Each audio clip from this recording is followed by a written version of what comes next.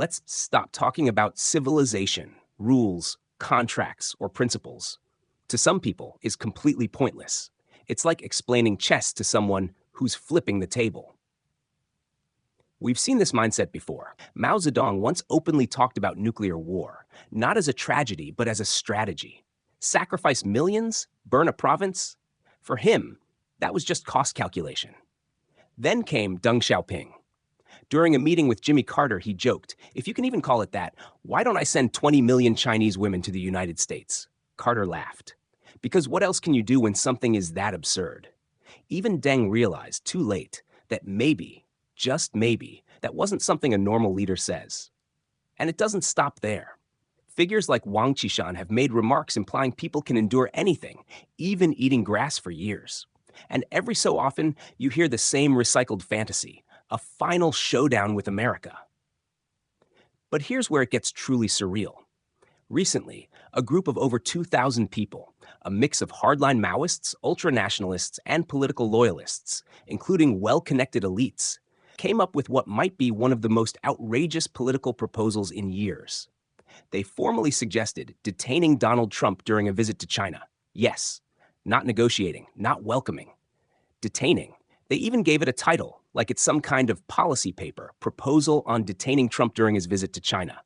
You'd think this was satire. It's not. Their logic? Trump repeatedly calls Xi Jinping my friend. But Xi, he never says the same thing back. Not once. So in their minds, this means Trump is flattering, Xi is superior, and conflict between them is inevitable. So why not take advantage of the situation? Their grand idea? Recreate a modern global version of the Xi'an incident. Back then, Chiang Kai-shek was kidnapped to force political compliance. And now, they're suggesting doing the same thing to a former president of the United States. Let that sink in. This isn't strategy. This is historical cosplay with nuclear consequences. But here's the uncomfortable truth. This way of thinking doesn't rely on rules. It doesn't recognize limits. And it certainly doesn't care about global norms. It asks one question only. Can it work? And if history offers even a twisted precedent, they'll use it. That's exactly how the Communist Party mastered United Front tactics. Not by playing fair, but by playing effectively. So don't ask, would they dare? Ask instead, what would actually stop them? Now compare that to how many people view Trump. Through the lens of the US Constitution, the Declaration of Independence, Christian values, and conservative philosophy. America isn't perfect. It's not heaven, but it's also not a system where leaders casually joke about trading human beings. Its strength is correction. From the stagnation during Barack Obama's era to the disruption brought by Trump, that's not chaos. That's course correction. That's what Make America Great Again actually means. Not nostalgia, but recovery. Now imagine this scenario. Trump visits China and doesn't come back. That wouldn't just be a scandal.